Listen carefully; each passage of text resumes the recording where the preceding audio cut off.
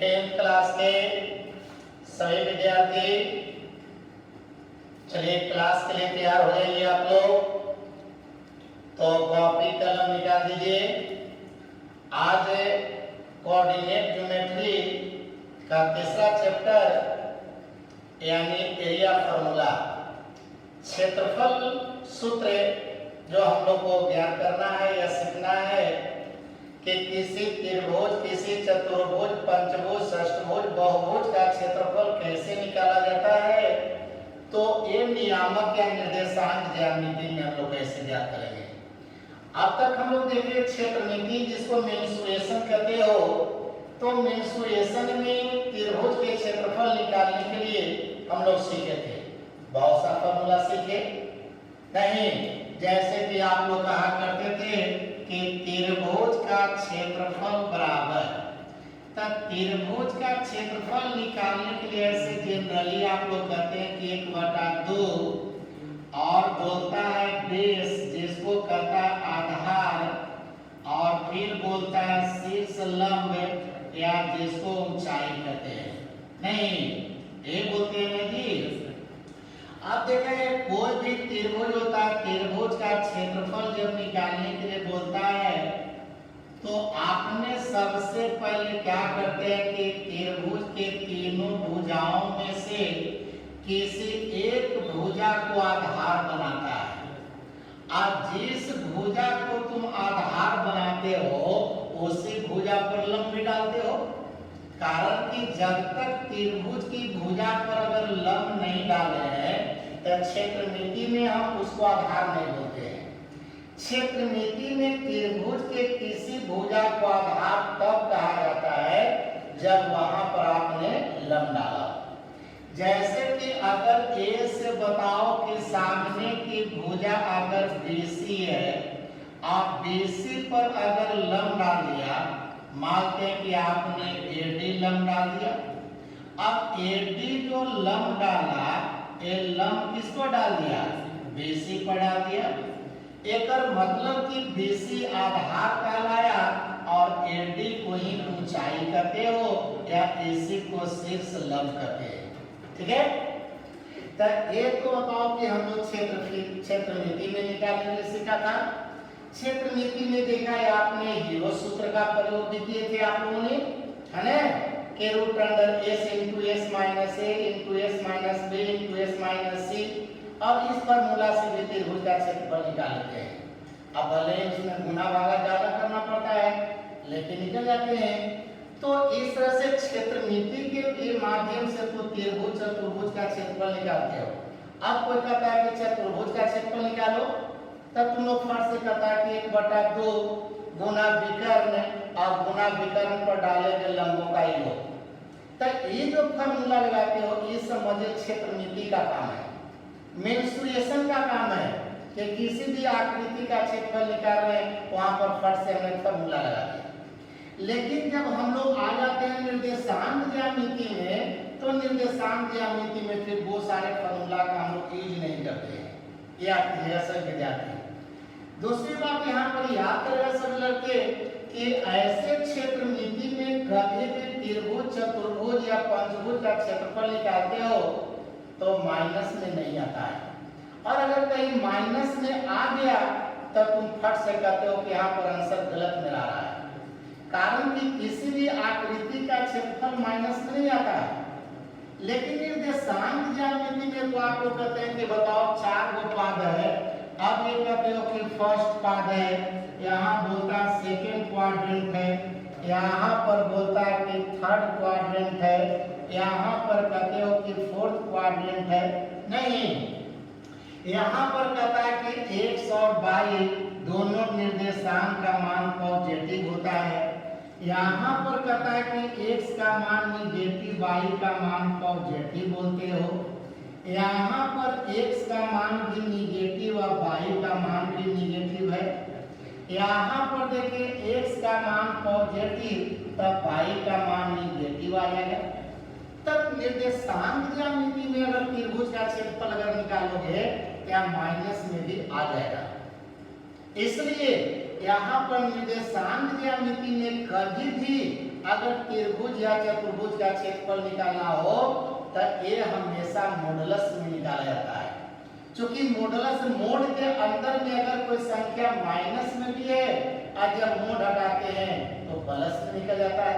जैसे कि आप लोग बताए थे कि बताओ यहाँ पे आप कह सकता है कि त्रिभुज है या चतुर्भुज है या कहता है कि पंचभुज है, ठीक है, या किसी तरह के मानते हैं कि आपसे आकृति कर दिया या मानते हैं कि षष्ठभुज कर दिया, ठीक है ना।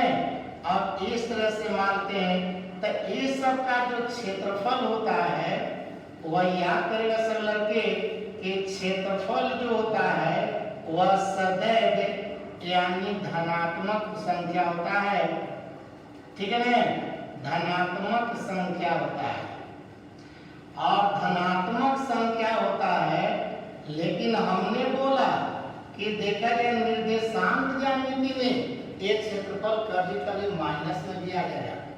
इसलिए ये माइनस को खत्म करने के लिए हम लोग मॉडुलस का प्रयोग करेंगे, यानी मोड का प्रयोग करेंगे। जैसे कि आपने सुना है कि कहता है कि मोड 5, ठीक है ना। तो यहाँ पर कहता है कि चलिए अब मोड 5 है, अब मोड हटाता है तो यहाँ पर बोलता है कि 5 है। अगर यहाँ पर कहता है कि माइनस अब मोड के अंदर में है तब बाहर निकालते हैं तो प्लस रहता है। जैसे कि आप लोग को बताए थे कि अगर कहता है कि मोड 1 से और बराबर अगर कहता है 5 है तो जैसे यहाँ से मोड हटाते हैं वैसे यहाँ पर बोलते हैं कि प्लस माइनस 5 होता है, ठीक है। तो ये जो दो लंबी जो लाइन देते हैं इसी को मोड पढ़ते हैं, पूरा नाम मॉडुलस होता है। और जिसको कहते हैं मापांक, केवल अंक लेते हैं उसका चिन्ह नहीं लेते हैं, बात समझ रहे हो। तो यहाँ पर देखिए जब भी निर्देशांक ज्यामिति में किसी चीज का क्षेत्रफल निकालना रहे तो हमेशा मोड के अंदर में निकालिएगा, ताकि मोड के अंदर में अगर माइनस में भी है तो आपको आंसर प्लस में आएगा। क्लियर है। इसलिए भी बात याद रखिएगा कि मोड का प्रयोग हम यहाँ पर क्यों कर रहे हैं। यहाँ पर क्षेत्रमिति में मोड का प्रयोग नहीं करते हैं और जगह नहीं करते हैं। खास करके निर्देशांक ज्यामिति में अगर त्रिभुज चतुर्भुज का क्षेत्रफल निकालना रहेगा तो वहां पर सबसे पहले मोड का प्रयोग करिएगा। अब देखिए मान लेते हैं कि आपको कहता है, आप क्वेश्चन क्या बोला सुनिएगा। कहता कि यदि त्रिभुज के शीर्षों का निर्देशांक क्रमशः x1/1 x2/2 तथा x3/3 हो तो कहता कि त्रिभुज का क्षेत्रफल ज्ञात कीजिए। बात समझ रहे हैं। तब यहाँ पर जैसे कि मान लेते हैं कि आइए ए आपका हो गया, यहाँ पर मानते हैं बी हो गया, चलिए यहाँ पर चलिए सी हो गया, ठीक है। अब यहाँ पर आपने कहा ए है, यहाँ पर बी बोल दिया, यहाँ सी कह दिया। अब यहाँ पर ए का निर्देशांक बोला कि सर x1/1 है, चलिए तो यहाँ पर लिखिए कि x1/1 हो गया। चलिए बी का निर्देशांक कर दिया कि आपका x2/2 है, तो यहाँ पर चलिए हमने x2/2 लिख दिए, ठीक है ना। क्योंकि यहाँ पर देखिए चर राशि के रूप में दिया है।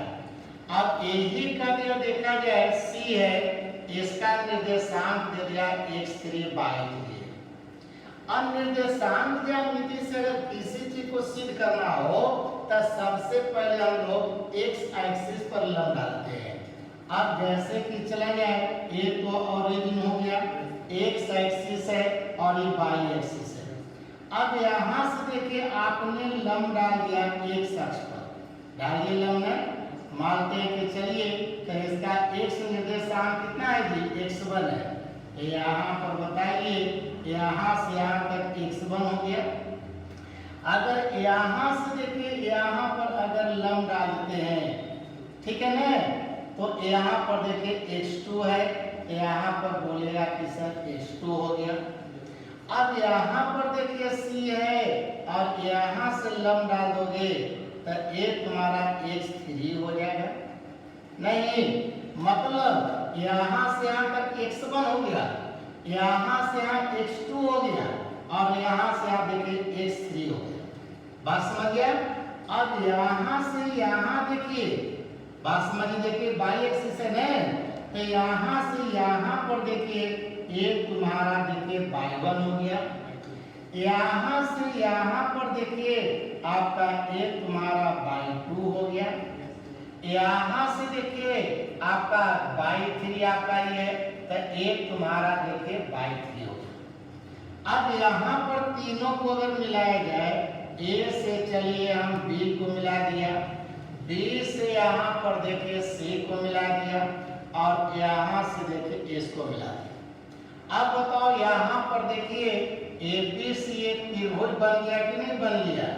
तो एक त्रिभुज बन गया और AC का कहता है कि क्षेत्रफल निकालिए।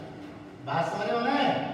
अब यहाँ पर समझ गए हैं, यहाँ से यहाँ x1 है, यहाँ से यहाँ x2 है, और यहाँ से यहाँ x3 है। यहाँ से यहाँ का है तो देखना है y निर्देशांक, क्योंकि y x के समानांतर है ना। यहाँ पर देखिए ए से पूछता है तो देखिए y2 है, यहाँ से यहाँ पूछा तो देखिए y3 है। ठीक है? अब कोई आदमी कहे कि बताओ ई वाला निकालिए, तो क्या करोगे? यहाँ से यहाँ x2 नाप लिया और यहाँ से यहाँ x1। अब चलो x2 में से x1 घटा दीजिएगा तो ई वाला निकल जाएगा। अगर ये निकालना है तो यहाँ से यहाँ x3 है, यहाँ से यहाँ x2 है, तो x3 में x2 घटा दोगे तो ये वाला आपका निकल जाएगा। निकलेगा कि नहीं निकल जाएगा? तब इस तरह से सोचा जाए, अगर ऐसी स्थिति में अगर त्रिभुज का क्षेत्रफल निकालना हो तो देखिए फट से कैसे निकालेंगे, सीखे असर रखिए। तब यहाँ से हम पहले 1/2 उसके बाद मोड लगा दिए, और अगर यहाँ से देखिए हम लेते हैं x1 लेते हैं, याद करेगा, तो यहाँ से अगर x1 लेते हैं तो एक दोनों में से देखा जाए आपका y2 और यहाँ y3 लीजिएगा। इसमें से x निर्देशांक तो ये दोनों में से y निर्देशांक ले लेना है, या इसमें से अगर फिर x निर्देशांक तो ये दोनों में से y निर्देशांक ले लेना है, इसमें से x निर्देशांक तो ये दोनों में से, माने एक बार ऐसे घूम जाना है। ठीक है? अगर मान लो कि तुमको इच्छा हो कि नहीं यहीं पर ये दीजिए, यहाँ B दीजिए, यहाँ C दीजिए, कोई दिक्कत नहीं है। बात समझ रहे हैं? तो अब यहाँ पर समझिएगा, तो सबसे पहले देखिए हम लोग x1 यहाँ से ले रहे हैं, गौर कीजिए ऐसे करके। तो यहाँ पर जब हम x1 ले लिया तो इस दोनों में से y लेना है, तो यहाँ पर लिख दिया y2 माइनस यानी y3। ठीक है? प्लस अब x1 के बाद आए x2 पर, तो जब यहाँ पर हमने x2 लिया तब इसको छोड़ देना है, तो यहाँ y3 और यहाँ y1 ऐसे घूम रहे हैं। देखिए घूमने का दो तरीका, क्लॉकवाइज नहीं तो एंटी क्लॉकवाइज। तो हमने चलिए ऐसे घूम रहे हैं, अगर चाहो तो ऐसे भी घूम सकते हो, कोई दिक्कत नहीं है। तो यहाँ पर x2 लिया तो यहाँ बच गया y3 और यहाँ y1, तो यही कर देते हैं कि देखिए y3 और माइनस हो गया y1, प्लस आइए। अब x1 लिए, x2 ले लिए, अब x3 ले लीजिए। तो यहाँ पर बताओ कि हमने लिया x3, तो x3 लिया तो यहाँ बच गया y1 और यहाँ बच गया y2, तो यहीं पर हो गया y1 और माइनस हो गया y2 और मोड लगा करके रख कर। बात समझ सब रखे ना? देखिए वो यहाँ पर x1 y1 x2 y2 इसको चर राशि है, लेकिन क्वेश्चन में इसके जगह पर अंक दे देगा अचर राशि, परिमेय संख्या, अपरिमेय संख्या, भिन्न संख्या, कुछ दे दे। आप मैथ बनाते समय बस एक फर्स्ट दिमाग रखना है कि यहाँ पर अगर x निर्देशांक इन दोनों में से y निर्देशांक, इसमें से x निर्देशांक तो इन दोनों में से y निर्देशांक, यहाँ पर x निर्देशांक तो यहाँ पर दोनों में से y निर्देशांक। ये है। अब देखा जाए सर विद्यार्थी, इस फॉर्मूला का सहारा लेकर के एक काम और कर सकते हो। वो कैसे काम कर सकते हैं सुनिएगा।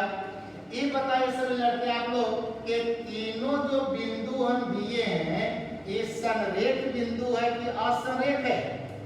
बोलिए असंरेख है, क्योंकि हम लोग पहले ही बोलते हैं त्रिभुज के परिभाषा ही कहता है कि तीन असंरेख बिंदु बिंदुओं को मिलाने से जिस आकृति का निर्माण होता है उसे हम त्रिभुज कहते हैं। बात समझ रहे हो ना? एक मतलब है कि तीनों बिंदु असमरेख है तब तो त्रिभुज बन जाएगा। लेकिन अगर मान लेते हैं कि तीन वो बिंदु है और तीनों बिंदु समरेख है, तो तीनों बिंदु अगर समरेख होगा, सोचे सब लड़के यहाँ पे आइए, जैसे यही फॉर्मूला का सारा इधर हो गया, कर लेना है, ठीक है? तो साफ कर रहे हैं। अब यहाँ पर समझिएगा सभी लड़के का कि अगर मान लेते हैं कि तीन वो बिंदु है और तीनों बिंदु कहता है कि समरेख है, ठीक है ना? अब मान लेते हैं कि चलिए यहाँ पर है ए बिंदु है, ए बिंदु है, अब ए बी सी है और तीनों बिंदु का निर्देशांक हमें दे दिया है। x1 y1 है, x2 y2 है और x3 y3 है, ठीक है?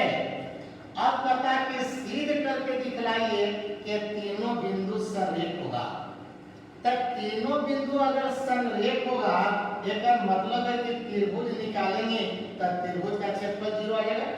कारण कि बताओ, ए से तुमने बी को मिलाओगे और फिर बी से बताओ सी को मिलाओगे और सी से फिर ए को मिलाओगे, तो क्या बताओ त्रिभुज बनेगा?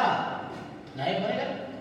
इसका मतलब है कि आप ये कह सकते हैं कि तीन समरेख, ठीक है ना, यानी समरेख बिंदुओं को यानी मिलाने पर यानी त्रिभुज नहीं बनता है, त्रिभुज नहीं बनता है कि नहीं? जैसे कि देखिए यहाँ तीनों बिंदु का ए बी सी, आप बारी बारी से मिलाया, ए से देखिए बी को मिला दिया, बी से सी मिलाया, सी से ए मिलाया, तो बताओ त्रिभुज बन गया कि नहीं? इसलिए कि तीनों बिंदु असमरेख था, लेकिन यहाँ तीनों बिंदु समरेख है, तो तीनों को बारी बारी से अगर मिलाया तो क्या त्रिभुज बनेगा? नहीं बना। देखिए मतलब कि अगर तीनों बिंदु समरेख रहेगा और उसको तुम अगर त्रिभुज का क्षेत्रफल निकालोगे तो क्या त्रिभुज बनेगा? नहीं बनेगा। तो यही समझना सभी लड़के कि अगर त्रिभुज का क्षेत्रफल आ जाता है 0, ये दिमाग रखिएगा कि अगर त्रिभुज का क्षेत्रफल समझिए 0 हो गया तो समझो कि तीनों बिंदु समरेख हो गए। या क्वेश्चन दे देगा कि k के किस मान के लिए ये तीनों बिंदु समरेख है, तो समरेख है, एक मतलब है कि त्रिभुज का क्षेत्रफल 0 है। आप त्रिभुज का क्षेत्रफल 0 मान करके यानी त्रिभुज का क्षेत्रफल का जो फॉर्मूला लिखते हैं, ये फॉर्मूला 0 के बराबर आपका हो जाएगा। तो 0 के बराबर हो जाएगा, अर्थात तुम लिख सकता है कि 1/2 और मोड कहोगे कि x1 यहाँ से कहेगा y2 माइनस y3, ठीक है? फिर यहाँ से कहोगे x2, तो यहाँ से हो गया y3 माइनस y1 और प्लस फिर लीजिएगा x3 और यहाँ से y1 माइनस y2 और इक्वल टू हो जाएगा 0। अब यहाँ 2 बताओ क्या है आपका? यहाँ देखा गया भागा में है, तो 2 भागा में है, एक मतलब उधर जाकर गुना हो जाएगा, एक मतलब 2 में 0 से गुना करो क्या हो जाएगा? 0। तब बाकी तुम्हारा कितना बच जाएगा कि नहीं? तो कहीं अगर प्रश्न में बोल दिया कि तीनों बिंदु समरेख है, तो आप फट से त्रिभुज का क्षेत्रफल बराबर 0 कर दीजिएगा और 0 करके देखिए मान निकाल दीजिएगा। तो ये जो चैप्टर नंबर जो तीसरा है, ये तीसरा चैप्टर में देखिए यही 2 चीज का मैथ मिलेगा आपको, त्रिभुज का क्षेत्रफल निकालने के लिए। दूसरा कहेगा कि सिद्ध करके दिखलाओ कि तीनों बिंदु समरेख है।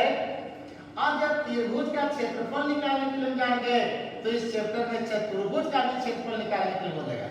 कहेगा कि एक चतुर्भुज के चारों शीर्षों का निर्देशांक दे देगा, x1 y1 x2 y2 x3 y3 x4 y4 अब कहेगा कि चतुर्भुज का क्षेत्रफल निकालिए। तो उस स्थिति में हम त्रिभुज का जो सूत्र आप लोग को निकाले, AC का सहारा लेकर के चतुर्भुज का भी क्षेत्रफल ज्ञात कर लेंगे। तो हम लोग अगले दिन इसका एग्जाम्पल देखेंगे, चैप्टर शुरू करेंगे। तब तक आप लोग भी निकालने के लिए सीखिएगा कि कैसे निकालें। तो इतना ही क्लास को ड्रॉप करते हैं। थैंक यू, धन्यवाद।